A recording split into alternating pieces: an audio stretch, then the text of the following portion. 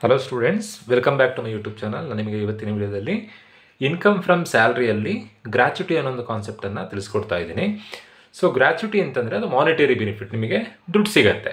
So ಯಾವಾಗ ಗ್ರ್ಯಾಚ್ಯುಟಿಯನ್ನು ನೀವು claim ಮಾಡ್ಬೋದು ಅಂತಂದರೆ, ಯಾವುದಾದ್ರೊಂದು ಕಂಪ್ನಿಯಲ್ಲಿ ನಿಮ್ಮ ಗ್ರ್ಯಾಜುಯೇಷನ್ ಆದಮೇಲೆ, ಡಿಗ್ರಿ ಕಂಪ್ಲೀಟ್ ಆದಮೇಲೆ ಯಾವುದಾದ್ರೊಂದು ಕಂಪ್ನಿಯಲ್ಲಿ ಮಿನಿಮಮ್ 5 ಇಯರ್ಸ್ ವರ್ಕನ್ನು ಕಂಪ್ಲೀಟ್ ಮಾಡಬೇಕು. 5 ವರ್ಷ ಆದಮೇಲೆ ನೀವು ಕೆಲಸ ಬಿಟ್ರಿ ಅಂತಂದರೆ, 5 ವರ್ಷ ಕಂಪ್ಲೀಟ್ ಆದರೆ ನೀವು ಆವಾಗ ಗ್ರ್ಯಾಚ್ಯುಟಿಯನ್ನು ಕ್ಲೈಮ್ ಮಾಡ್ಬೋದು. ಸೊ ಎಷ್ಟು ಅಮೌಂಟ್ ಗ್ರ್ಯಾಚ್ಯುಟಿ ಸಿಗುತ್ತೋ ಅದಕ್ಕೆ ಟ್ಯಾಕ್ಸ್ ಕಟ್ಟಬೇಕಾಗತ್ತೆ. ಎಷ್ಟು ಅಮೌಂಟಿಗೆ ಟ್ಯಾಕ್ಸ್ ಕಟ್ಟಬೇಕು, ಯಾವಾಗ ಟ್ಯಾಕ್ಸ್ ಕಟ್ಟಬೇಕು ಅಂತ ಫೈಂಡ್ ಔಟ್ ಮಾಡೋದೇ ಈ ಗ್ರ್ಯಾಚ್ಯುಟಿ ಕಾನ್ಸೆಪ್ಟ್. ಏನಾದರೂ ಗೌರ್ಮೆಂಟ್ ಎಂಪ್ಲಾಯೀಸ್ ಆದರೆ ಫುಲ್ಲಿ ಎಕ್ಸೆಂಪ್ಟೆಡ್, ಯಾವುದೇ ಥರ ಟ್ಯಾಕ್ಸ್ ಕಟ್ಟಲಿಕ್ಕೆ ಬರಲ್ಲ. ಪ್ರೈವೇಟ್ ಎಂಪ್ಲಾಯ್ ಆದರೆ ಟ್ಯಾಕ್ಸ್ ಕಟ್ಟಲಿಕ್ಕೆ ಬರುತ್ತೆ. ಅದು ಹೇಗೆ ಎಷ್ಟು ಟ್ಯಾಕ್ಸ್ ಕಟ್ಟಬೇಕು ಅಂತ ಫೈಂಡ್ ಔಟ್ ಮಾಡೋದೇ ಈ ಗ್ರ್ಯಾಚ್ಯುಟಿ ಕಾನ್ಸೆಪ್ಟ್. ಸೊ ಇದರಲ್ಲಿ 2 ಫಾರ್ಮೆಟ್ ಇದೆ: covered under payment of gratuity act, not covered under payment of gratuity act. Government employees ಆದರೆ ಫುಲ್ಲಿ ಎಕ್ಸೆಂಪ್ಟೆಡ್, ಪ್ರೈವೇಟ್ ಎಂಪ್ಲಾಯೀಸ್ ಆದರೆ 2 ಥರ ಫಾರ್ಮೆಟ್ ಇದೆ. ಒಂದು ವೇಳೆ ಅವರೇನಾದರೂ ಗ್ರ್ಯಾಚ್ಯುಟಿ ಆ್ಯಕ್ಟ್ನಲ್ಲಿ ಕವರ್ ಆದರೆ ಅವಾಗ ಗ್ರ್ಯಾಚ್ಯುಟಿ ಫೈಂಡ್ ಔಟ್ ಮಾಡೋದು ಹೇಗೆ, ನಾಟ್ ಕವರ್ಡ್ ಆದರೆ ಗ್ರ್ಯಾಚ್ಯುಟಿ ಫೈಂಡ್ ಔಟ್ ಮಾಡೋದು ಹೇಗೆ. ಸೊ ಈ ಫಾರ್ಮೆಟ್ ಏನು ಅನ್ನೋದನ್ನು ನಾನು ನಿಮಗೆ ಪ್ರಾಬ್ಲಮ್ ಮಾಡ್ತೇನೆ ತಿಳಿಸಿಕೊಡ್ತೀನಿ. ಸೊ ಮೇಯ್ನಾಗಿ ನೀವು ಅರ್ಥ ಮಾಡ್ಕೊಳ್ಬೇಕಾಗಿರೋದು ಏನು ಅಂತಂದರೆ, ಯಾವುದಾದ್ರೊಂದು ಕಂಪ್ನಿಯಲ್ಲಿ 5 ವರ್ಷ ವರ್ಕ್ ಮಾಡಿದರೆ ನೀವು ಗ್ರ್ಯಾಚ್ಯುಟಿಯನ್ನು ಕ್ಲೈಮ್ ಮಾಡ್ಬೋದು. 1 ವರ್ಷ 2 ವರ್ಷ ಕೆಲಸ ಮಾಡಿಬಿಟ್ರೆ ಗ್ರ್ಯಾಚ್ಯುಟಿ ಸಿಕ್ಕಲ್ಲ. ಮಿನಿಮಮ್ 5 ಇಯರ್ಸ್ ವರ್ಕ್ ಮಾಡಲೇಬೇಕು. ಏನು ಗ್ರ್ಯಾಚ್ಯುಟಿ ಅಂತಂದರೆ ಮಾನಿಟರಿ ಬೆನಿಫಿಟ್ ಅಂತಂದರೆ ನಿಮಗೆ ಇಂತಿಷ್ಟು ಅಮೌಂಟ್ ಅಂತ ದುಡ್ಡು ಕೊಡ್ತಾರೆ, ಅದನ್ನು ಗ್ರ್ಯಾಚ್ಯುಟಿ ಅಂತ ಅಂತೀವಿ. ಯಾರು ಕೊಡೋದು? ಕಂಪ್ನಿಯವ್ರು ಕೊಡೋದು. ಸೊ ಕಂಪ್ನಿಯವ್ರು ಯಾರಿಗೆ ಕೊಡ್ತಾರೆ? ಎಂಪ್ಲಾಯೀಸಿಗೆ ಕೊಡ್ತಾರೆ. ಗೌರ್ಮೆಂಟ್ ಎಂಪ್ಲಾಯೀಸಿಗೆ ಕೊಟ್ಟರೆ ಅವ್ರು ಯಾವುದೇ ಥರ ಟ್ಯಾಕ್ಸ್ ಕಟ್ಟೋದು ಬೇಡ. ಪ್ರೈವೇಟ್ ಎಂಪ್ಲಾಯೀಸಿಗೆ ಕೊಟ್ಟರೆ ಟ್ಯಾಕ್ಸನ್ನು ಕಟ್ಟಬೇಕು. ಅದನ್ನು ಕ್ಯಾಲ್ಕುಲೇಟ್ ಮಾಡೋದಕ್ಕೆ 2 ಫಾರ್ಮೆಟ್ ಇದೆ. Covered under payment of gratuity act ಆದರೆ format A, not covered under payment of gratuity act ಆದರೆ ಫಾರ್ಮೆಟ್ ಬಿ. ಈ ಫಾರ್ಮೆಟನ್ನು ನೀಟಾಗಿ ನೋಟ್ ಡೌನ್ ಮಾಡ್ಕೊಳ್ಳಿ.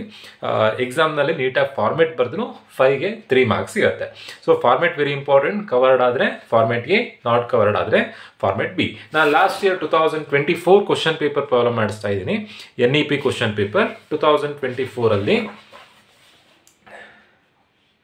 5 ಮಾರ್ಕ್ಸಿಗೆ ಕೇಳಿರುವಂಥ ಪ್ರಾಬ್ಲಮ್ ಇಲ್ಲಿದೆ. After serving for 33 years and 9 months in Virendra chemicals limited. ಯಾರೋ ಒಬ್ಬ ವ್ಯಕ್ತಿ 33 ವರ್ಷ 9 ತಿಂಗಳು ವೀರೇಂದ್ರ ಕೆಮಿಕಲ್ನಲ್ಲಿ ವರ್ಕ್ ಮಾಡ್ತಾ ಇದ್ದಾನೆ. ಸೊ ಅಂದರೆ 5 ವರ್ಷಕ್ಕಿಂತ ಜಾಸ್ತಿ ವರ್ಕ್ ಮಾಡಿದ್ದಾನೆ. ಅವನ ಹೆಸರು ಏನು ಅಂತಂದರೆ Sriramamurthy. Who is covered under payment of gratuity act. ಕ್ವಶನಲ್ಲೇ ಕೊಟ್ಟಿದ್ದಾರೆ, ಕವರ್ಡ್ ಅಂತ ಕೊಟ್ಟಿದ್ದಾರೆ. ಸೊ ನಾವು ಫಾರ್ಮೆಟ್ ಎ ಪ್ರಕಾರ ಕ್ಯಾಲ್ಕುಲೇಷನ್ ಮಾಡಬೇಕು. ಅವ್ನು ರಿಟೈರ್ಮೆಂಟ್ ಆಗಿದ್ದು ಯಾವಾಗ ಅಂತಂದರೆ 30th ನವೆಂಬರ್ 2022 ಅಲ್ಲಿ. ಕಂಪ್ನಿಯವರವನಿಗೆ ಎಂಪ್ಲಾಯರ್ ಅಂತಂದ್ರೆ ಒಂದೇ, ಕಂಪನಿ ಅಂತಂದ್ರೆ ಒಂದೇ. ಕಂಪ್ನಿಯವರವರಿಗೆ ಗ್ರ್ಯಾಚ್ಯುಟಿ ಅಂತ ಹೇಳಿ 9 ಲಕ್ಷ ರೂಪಾಯಿ ಕೊಟ್ಟಿದ್ದಾರೆ. ಅವನ ಮಂತ್ಲಿ ಸ್ಯಾಲ್ರಿ ರಿಟೈರ್ಮೆಂಟ್ ಟೈಮಲ್ಲಿ 30,000 ರೂಪಾಯಿ ಸ್ಯಾಲ್ರಿ ಇತ್ತು, 9,000 ರೂಪಾಯಿ DA ಇತ್ತು. HRA ಹೌಸ್ ರೆಂಟ್ ಅಲೋಯೆನ್ಸ್, ಮನೆ ಬಾಡಿಗೆಗೆ ಅಂತ ಹೇಳಿ 4,500 ರೂಪಾಯಿ ಕೊಡ್ತಾ ಇದ್ರು. ಕ್ಯಾಲ್ಕುಲೇಟ್ ಟ್ಯಾಕ್ಸಬಲ್ ಗ್ರ್ಯಾಚ್ಯುಟಿ ಈ ಥರದಲ್ಲಿ ಕೊಟ್ಟಿರ್ತಾರೆ. ಸೊ ನೀವೇನು ಫೈಂಡ್ ಔಟ್ ಮಾಡಬೇಕು ಅಂತಂದರೆ, ಟ್ಯಾಕ್ಸಬಲ್ ಗ್ರ್ಯಾಚ್ಯುಟಿ 9 ಲಕ್ಷ ರೂಪಾಯಿ ಗ್ರ್ಯಾಚ್ಯುಟಿ ಸಿಕ್ಕಿದೆ. ಆ 9 ಲಕ್ಷದಲ್ಲಿ ಎಷ್ಟು ಅಮೌಂಟಿಗೆ ಟ್ಯಾಕ್ಸನ್ನು ಕಟ್ಟಬೇಕು ಅಂತ ಹೇಳಿ ಫೈಂಡ್ ಔಟ್ ಮಾಡಬೇಕು. ಸೊ ನಾವೀಗ ಫಾರ್ಮೆಟ್ ಎ ವೈಸ್ ಪ್ರಾಬ್ಲಮ್ ಮಾಡ್ತಾ ಹೋಗಬೇಕು. ಸೊ ನಾನು ಇಲ್ಲಿ ಹೆಡ್ಡಿಂಗ್ ಹಾಕೊಂಡಿದ್ದೀನಿ: computation of taxable gratuity covered under payment of gratuity act 1972. ಕ್ವಶನ್ನಲ್ಲೇ ಕವರ್ಡ್ ಅಂತ ಕೊಟ್ಟಿರೋದ್ರಿಂದ ಫಾರ್ಮೆಟ್ ಎ ಅನ್ನು ನಾನು ಬರ್ಕೊಂಡಿದ್ದೀನಿ ಇಲ್ಲಿ. ಫಾರ್ಮೆಟ್ ಎ ಪ್ರಕಾರನೇ ಕ್ಯಾಲ್ಕುಲೇಷನ್ ಮಾಡಬೇಕು. ಯಾವಾಗಲೂ ಫಸ್ಟು ಆ್ಯಕ್ಚುಯಲ್ ಗ್ರ್ಯಾಚ್ಯುಟಿ ರಿಸೀವ್ಡ್ ಅನ್ನು ಬರ್ಕೊಳ್ಬೇಕು. Actual gratuity received. So actual gratuity received ಕ್ವಶನಲ್ಲಿ ಕೊಟ್ಟಿರ್ತಾರೆ. ಕ್ವಶನ್ನಿ ಕೊಟ್ಟಿರೋದ್ರಲ್ಲಿ ದೊಡ್ಡ ಅಮೌಂಟೇ ಗ್ರ್ಯಾಚ್ಯುಟಿ ಅಮೌಂಟ್ ಆಗಿರುತ್ತೆ. ನೋಡಿ, 9 ಲ್ಯಾಕ್ ಇದೆ, ಕಂಪ್ನಿಯಿಂದ 9 ಲಕ್ಷ ರೂಪಾಯಿ ಗ್ರ್ಯಾಚ್ಯುಟಿ ಸಿಗ್ತಾ ಇದೆ. Actual gratuity received 9 lac. ನೀವೇನು ಫೈಂಡ್ ಔಟ್ ಮಾಡಬೇಕು ಅಂತಂದರೆ, ಈ 9 ಲಕ್ಷ ರೂಪಾಯಿ ಗ್ರ್ಯಾಚ್ಯುಟಿ ರಿಸೀವ್ ಮಾಡಿರೋದ್ರಲ್ಲಿ ಎಷ್ಟು ಅಮೌಂಟಿಗೆ ಟ್ಯಾಕ್ಸನ್ನು ಕಟ್ಟಬೇಕು ಅಂತ ಹೇಳಿ ನೀವೀಗ ಫೈಂಡ್ ಔಟ್ ಮಾಡಬೇಕು. Actual gratuity received 9 lakh less least of the following. Least of the following. So ನಾವೀಗ ಯಾವ ಫಾರ್ಮೆಟ್ ಬರ್ಕೊಳ್ಬೇಕು ಅಂತಂದರೆ, ಫಾರ್ಮೆಟ್ ಎ ಬರ್ಕೊಳ್ಬೇಕು. ಕ್ವಶನಲ್ಲಿ ಕವರ್ಡ್ ಅಂತ ಕೊಟ್ಟಿರೋದ್ರಿಂದ ಈ ಫಾರ್ಮೆಟ್ ಪ್ರಕಾರನೇ ಕ್ಯಾಲ್ಕುಲೇಷನ್ ಮಾಡ್ತಾ ಹೋಗಬೇಕು. ಲೀಸ್ಟ್ ಆಫ್ ದಿ ಫಾಲೋವಿಂಗ್ನಲ್ಲಿ first one actual gratuity received. Actual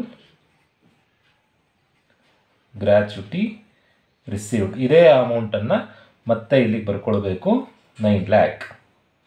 next 15 divided by 26 into last salary into service period. ಅದನ್ನು ಹೇಗೆ ಕ್ಯಾಲ್ಕುಲೇಷನ್ ಮಾಡಬೇಕು ಅಂತ ನಾನು ತಿಳಿಸ್ಕೊಡ್ತೀನಿ ಈಗ. ಥರ್ಡ್ ಒನ್, ಮ್ಯಾಕ್ಸಿಮಮ್ ಲಿಮಿಟ್ ಎಲ್ಲ ಪ್ರಾಬ್ಲಮಿಗೂ 20 lakh. ಇದು ಗೌರ್ಮೆಂಟ್ ಅವರು ಪ್ರಿಸ್ಕ್ರೈಬ್ ಮಾಡಿರೋಂಥ ಅಮೌಂಟು, ಕ್ವಶನಲ್ಲಿ ಕೊಟ್ಟಿರೋದ್ರಿಲ್ಲ. ಎಲ್ಲ ಪ್ರಾಬ್ಲಮಿಗೂ 20 lakh. Question to question, problem to problem change ಆಗಲ್ಲ. ಮ್ಯಾಕ್ಸಿಮಮ್ ಲಿಮಿಟ್ ಎಲ್ಲ ಪ್ರಾಬ್ಲಮಿಗೂ 20 lakh. ಸೊ ಇಲ್ಲಿ 15/26 ಏನು ಅಂತಂದರೆ, ತಿಂಗಳಲ್ಲಿ 30 ದಿನ, 30 ದಿನದಲ್ಲಿ 4 ಸಂಡೇ ಬರುತ್ತೆ. ಸೊ 4 ಸಂಡೇ ಹೋದರೆ ಎಷ್ಟು? 26 ದಿನ. ಸೊ ಗ್ರ್ಯಾಚುಟಿ ಅಮೌಂಟ್ ಹೇಗೆ ಕೊಡ್ತಾರೆ ಅಂತಂದರೆ, ನಿಮಗೆ ಅರ್ಧ ತಿಂಗಳು ಸಂಬಳನ ಗ್ರ್ಯಾಚುಟಿಯಾಗಿ ಕೊಡ್ತಾರೆ. ಫಾರ್ ಎಕ್ಸಾಂಪಲ್, ನೀವು ಯಾವುದೋ ಒಂದು ಕಂಪ್ನಿಲಿ ವರ್ಕ್ ಮಾಡ್ತಾ ಇರ್ತೀರಾ, ಒಂದು 7 ವರ್ಷ ಆದಮೇಲೆ ಕೆಲಸ ಬಿಟ್ರಿ, ನಿಮಗೆ ಗ್ರ್ಯಾಚುಟಿ ಅಮೌಂಟನ್ನು ಕ್ಯಾಲ್ಕುಲೇಷನ್ ಮಾಡೋದು ಹೇಗೆ ಅಂತಂದರೆ, ಆ 7ನೇ ವರ್ಷದ ರಿಟೈರ್ಮೆಂಟ್ ಆಗಿರೋ, ಅಂದರೆ ಕೆಲಸ ಬಿಡ್ತಿರಲ್ವ, ಆ ಟೈಮಲ್ಲಿ ನಿಮ್ಮ ಸ್ಯಾಲ್ರಿ ಏನಿತ್ತೋ ಆ ಸ್ಯಾಲ್ರಿಯ ಅರ್ಧ. ಫಾರ್ ಎಕ್ಸಾಂಪಲ್, ನಿಮಗೆ 50,000 ರೂಪಾಯಿ ಸ್ಯಾಲ್ರಿ ಸಿಗ್ತಾ ಇದ್ರೆ 50,000ದ ಅರ್ಧ, 50,000ದ ಅರ್ಧ ಎಷ್ಟಾಗುತ್ತೆ? 25,000 ಆಗುತ್ತೆ. 7 ವರ್ಷ ವರ್ಕ್ ಮಾಡಿದರೆ 25,000 × 7 ಮಾಡಿದಾಗ ಏನು ಅಮೌಂಟ್ ಬರುತ್ತೆ? ಅದೇ ಗ್ರ್ಯಾಚುಟಿ ಅಮೌಂಟ್ ಆಗಿರುತ್ತೆ. ಸೊ ಅರ್ಧ ಅಂದರೆ ಎಕ್ಸಾಕ್ಟ್ ಅರ್ಧ ಮಾಡಲ್ಲ, ಇಂಟು 15 ನಾವು ಫಾರ್ಮೆಟ್ ಎ ಪ್ರಕಾರ ಕ್ಯಾಲ್ಕುಲೇಷನ್ ಮಾಡಬೇಕಾದ್ರೆ ಇಂಟು 15/26, ಅರ್ಧಕ್ಕಿಂತ ಸ್ವಲ್ಪ ಜಾಸ್ತಿ ಅಮೌಂಟ್ ಸಿಗುತ್ತೆ. ಸೊ ಇದ್ರ ಪ್ರಕಾರ ನಾವೇ ಕ್ಯಾಲ್ಕುಲೇಷನ್ ಮಾಡಬೇಕು. 15/26 ಇಂಟು ಲಾಸ್ಟ್ ಸ್ಯಾಲ್ರಿ ಅಂತಂದರೆ, ನಾವು 3 ಐಟಮನ್ನು ಇನ್ಕ್ಲೂಡ್ ಮಾಡ್ಕೊಳ್ಬೇಕು. 3 ಐಟಮ್ ಯಾವ್ದು ಅಂತಂದರೆ, ಅವನ basic salary, dearness pay, dearness allowance. ಅವನ ಸಂಬಳ, basic salary, dearness pay, dearness allowance. Company ಇವೆಲ್ಲ ಕೊಡುವಂಥ ಮಾನಿಟರಿ ಬೆನಿಫಿಟ್ ಅಂತಂದರೆ ಸಂಬಳದ ಜೊತೆಗೆ ಒಂದಷ್ಟು ಎಕ್ಸ್ಟ್ರಾ ಬೆನಿಫಿಟ್ಸನ್ನು ಕೊಡ್ತಾರೆ. ಡಿ ಎ ಅಂತಂದರೆ ಅವನ ಖರ್ಚಿಗೆ ಅಂತ ಕೊಡುವಂಥ amount. Dearness pay, D A for dearness allowance, D P for dearness pay, B S for basic salary. So ಈ ಪ್ರಾಬ್ಲಮಲ್ಲಿ ನೀವು ಇಲ್ಲಿ ಲಾಸ್ಟ್ ಸ್ಯಾಲ್ರಿ ಅಂತಂದರೆ ಯಾವ ತಿಂಗಳಲ್ಲಿ ರಿಟೈರ್ಮೆಂಟ್ ಆಗಿರ್ತಾನೋ ಆ 1 ತಿಂಗಳ ಸ್ಯಾಲ್ರಿ ಬರೀಬೇಕು. 1 ವರ್ಷ ಸ್ಯಾಲ್ರಿ ಅಲ್ಲ, 1 ತಿಂಗಳ ಸ್ಯಾಲ್ರಿಯನ್ನು ಬರೀಬೇಕು. ತಿಂಗಳಿಗೆ salary ಎಷ್ಟಂತೆ? His monthly salary at the time of retirement was 30,000. Basic salary 30,000. Dearness pay question ಅಲ್ಲಿ ಕೊಡಲಿಲ್ಲ. ಡಿಯರ್ನೆಸ್ ಅಲೋಯನ್ಸ್ 9,000 ಅಂತ ಕೊಟ್ಟಿದ್ದಾರೆ. ಕ್ವಶನ್ ಅಲ್ಲಿ HRE ಅಂತ ಕೊಟ್ಟಿದ್ದಾರೆ. ಕಂಪ್ನಿಯಿಂದ ಅವನಿಗೆ ಮನೆ ಬಾಡಿಗೆಗೆ ಅಂತ ದುಡ್ಡು ಕೊಡ್ತಾ ಇದ್ದಾರೆ. ಹೌಸ್ ರೆಂಟ್ ಅಲೋಯನ್ಸ್ 4,500 ರೂಪಾಯಿ ಮನೆ ಬಾಡಿಗೆಗೆ ಅಂತ ದುಡ್ಡು ಕೊಡ್ತಾ ಇದ್ದಾರೆ. ಬಟ್ ಸ್ಯಾಲ್ರಿಯಲ್ಲಿ ನಾವು ಕನ್ಸಿಡರ್ ಮಾಡಬೇಕಾಗಿರೋದು 3 ಐಟಮ್ ಯಾವ್ದು ಅಂತಂದರೆ, basic salary plus dearness pay plus dearness allowance. Salary ಅಂದರೆ 1 ಮಂತಿನ ಸ್ಯಾಲ್ರಿ ಬರೀಬೇಕು. ಸೊ ಈಗ ಇವಿಷ್ಟನ್ನು ಆ್ಯಡ್ ಮಾಡಿದಾಗ 3 ಆ್ಯಡ್ ಮಾಡಬೇಕು. Basic salary, dearness pay, dearness allowance. HRE consider ಮಾಡಲಿಕ್ಕಿಲ್ಲ. ಸೊ ಈ 3 ಆ್ಯಡ್ ಮಾಡಿದಾಗ 39,000 ಆಗುತ್ತೆ. So 15/26 into last salary 39,000 into service period, ಎಷ್ಟು ವರ್ಷ ವರ್ಕ್ ಮಾಡಿದ್ದಾರೆ ಅದನ್ನು ಬರ್ಕೊಳ್ಬೇಕು. 33 years and 9 months ಅಂತ ಕೊಟ್ಟಿದ್ದಾರೆ. ಸೊ ನಾವು ಕವರ್ಡಲ್ಲಿ ಕ್ಯಾಲ್ಕುಲೇಷನ್ ಮಾಡಬೇಕಾದ್ರೆ ಮಂತನ್ನು ಸಹ ಕನ್ಸಿಡರ್ ಮಾಡಬೇಕು. ಏನಾದರೂ 6 ತಿಂಗಳಿಗಿಂತ ಜಾಸ್ತಿ ಇದ್ದರೆ, 33 ವರ್ಷ 6 ತಿಂಗಳಿಗಿಂತ ಜಾಸ್ತಿ ಇದ್ದರೆ 1 ವರ್ಷ ಆ್ಯಡ್ ಮಾಡಿ ಬರೀಬೇಕು. 33 ವರ್ಷ 1 ತಿಂಗಳು ಕೊಟ್ಟಿದ್ರೆ 33 ಬರೀಬೇಕು. 33 ವರ್ಷ 3 ತಿಂಗಳು ಕೊಟ್ಟರೆ 33 ಬರೀಬೇಕು. 33 ವರ್ಷ 6 ತಿಂಗಳು ಕೊಟ್ಟರು 33 ಬರೀಬೇಕು. 6 ತಿಂಗಳಿಗಿಂತ ಏನಾದರೂ ಜಾಸ್ತಿ ಕೊಟ್ಟಿದ್ರೆ, ಈಗ ಇಲ್ಲಿ 9 ತಿಂಗಳು ಕೊಟ್ಟಿದ್ದಾರೆ. ಸೊ 33 ವರ್ಷ 9 ತಿಂಗಳು ಕೊಟ್ಟಿರೋದ್ರಿಂದ 33ಕ್ಕೆ ಒಂದನ್ನು ಆ್ಯಡ್ ಮಾಡಿ 34 ವರ್ಷ ಅಂತ ಬರೀಬೇಕು. ಬಟ್ ನಾಟ್ ಕವರ್ಡಲ್ಲಿ ಕ್ಯಾಲ್ಕುಲೇಷನ್ ಮಾಡಬೇಕಾದ್ರೆ ನೆನ್ಪಿಟ್ಕೊಳ್ಳಿ, ಕವರ್ಡಲ್ಲಿ ಮಂತನ್ನು ಕನ್ಸಿಡರ್ ಮಾಡಬೇಕು, ನಾಟ್ ಕವರ್ಡಲ್ಲಿ ಮಂತನ್ನು ಕನ್ಸಿಡರ್ ಮಾಡಲಿಕ್ಕಿಲ್ಲ. ಇಯರ್ ಮಾತ್ರ 33 ಕೊಟ್ಟರೆ 33ನೇ ಬರೀಬೇಕು, ಮಂತನ್ನು ಇಗ್ನೋರ್ ಮಾಡಬೇಕು. ಯಾವುದರಲ್ಲಿ? ನಾಟ್ ಕವರ್ಡಲ್ಲಿ ಮಂತನ್ನು ಇಗ್ನೋರ್ ಮಾಡಬೇಕು, ಕವರ್ಡಲ್ಲಿ ಮಂತನ್ನು ಕನ್ಸಿಡರ್ ಮಾಡಬೇಕು. ಸೊ 34 ಹೇಗಾಯಿತು? 6 ಮಂತ್ಸ್ಗಿಂತ ಜಾಸ್ತಿ ಇತ್ತು. ಸೊ 1 year ಆ್ಯಡ್ ಮಾಡಿ ಬರೆದಿದ್ದೀವಿ. ಸೊ ಇವಿಷ್ಟನ್ನು ಸಿಂಪ್ಲಿಫೈ ಮಾಡಬೇಕಾದ್ರೆ 15 ಇಂಟು ನೀವು 15/26 ಮಾಡಿಕೊಂಡ್ರೆ ಫ್ರ್ಯಾಕ್ಷನ್ ಬರುತ್ತೆ. ಫಸ್ಟಿಗೆ ಮಲ್ಟಿಪ್ಲೈ ಮಾಡಿ, ಲಾಸ್ಟಿಗೆ /26 ಮಾಡಿ. 15 into 39,000 into 34 /26. So the answer is 7,65,000. Actual gratuity amount ಇಲ್ಲಿರುವಂಥ ಅಮೌಂಟನ್ನೇ ಇಲ್ಲಿಗೆ ಬರ್ಕೊಂಡಿರೋದು 7,65,000. ಇವಿಷ್ಟನ್ನು ಸಿಂಪ್ಲಿಫೈ ಮಾಡಿದಾಗ 7,65,000 ಬಂತು. ಮ್ಯಾಕ್ಸಿಮಮ್ ಲಿಮಿಟ್ ಎಲ್ಲ ಪ್ರಾಬ್ಲಮಿಗೂ 20 lakh. Less least of the following ಅಂತಂದರೆ ಈ ಕೆಳಗೆ ಬರೆದಿರುವಂಥ 3 ಎಂಟ್ರಿಯಲ್ಲಿ ಕಮ್ಮಿ ಇರುವಂಥ ಅಮೌಂಟನ್ನು ಔಟರ್ ಕಾಲಮಿಗೆ ಬರೀಬೇಕು. ಇದನ್ನು ಆ್ಯಡ್ ಮಾಡೋದು ಅಲ್ಲ, ಅಥವಾ ಈ 3 ಲೆಸ್ ಮಾಡೋದು ಅಲ್ಲ. ಈ 3ರಲ್ಲಿ ಯಾವುದು ಕಮ್ಮಿ ಇದೆ, ಲೀಸ್ಟ್ ಇರೋದು ಯಾವುದು, ಕಮ್ಮಿ ಇರೋದು ಯಾವುದು?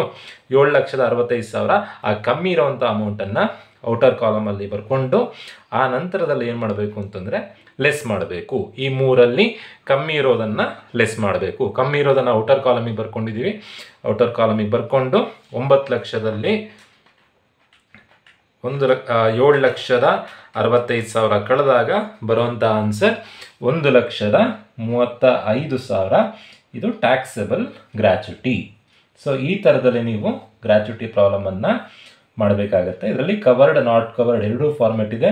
ನಾವು ಈಗ ಮಾಡಿರುವಂಥದ್ದು ಕವರ್ಡಲ್ಲಿ. ನಾಟ್ ಕವರ್ಡಲ್ಲಿ ಸ್ವಲ್ಪ ಬೇರೆ ಥರದಲ್ಲಿ, ಅದನ್ನು ಹೇಗೆ ಅಂತ ನಾನು ನಿಮಗೆ ಮುಂದಿನ ವಿಡಿಯೋದಲ್ಲಿ ತಿಳಿಸ್ಕೊಡ್ತೀನಿ. ಸೊ ಟ್ಯಾಕ್ಸಬಲ್ ಗ್ರ್ಯಾಚುಟಿ ಅಂತಂದರೆ 9 ಲಕ್ಷ ರೂಪಾಯಿ ಗ್ರ್ಯಾಚುಟಿ ಸಿಕ್ಕಿದೆ. ಆ 9 ಲಕ್ಷದಲ್ಲಿ 1,35,000 ರೂಪಾಯಿಗೆ ಟ್ಯಾಕ್ಸ್ ಕಟ್ಟಿದರೆ ಸಾಕು. 1,35,000 ಟ್ಯಾಕ್ಸ್ ಕಟ್ಟೋದಲ್ಲ, 9 ಲಕ್ಷದಲ್ಲಿ ಔಟ್ ಆಫ್ 9 ಲ್ಯಾಕ್ ಅವರು 1,35,000 ಈ ಅಮೌಂಟಿಗೆ ಟ್ಯಾಕ್ಸನ್ನು ಪೇ ಮಾಡಿದರೆ ಸಾಕು. ಎಷ್ಟು ಅಮೌಂಟಿಗೆ ಟ್ಯಾಕ್ಸ್ ಪೇಮೆಂಟ್ ಮಾಡೋದು ಬೇಡ?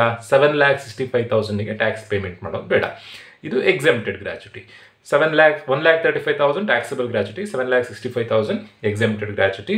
ಸೊ ಈ ಥರದಲ್ಲಿ ಪ್ರಾಬ್ಲಮ್ ಮಾಡಬೇಕು. ಹೋಪ್ ಎಲ್ರಿಗೂ ವಿಡಿಯೋ ಅರ್ಥ ಆಗಿದೆ ಅಂತ ಅನ್ಕೊಳ್ತಾ ಇವತ್ತಿನ ವಿಡಿಯೋ ಮುಗಿಸ್ತಾ ಇದ್ದೀನಿ. Thank you.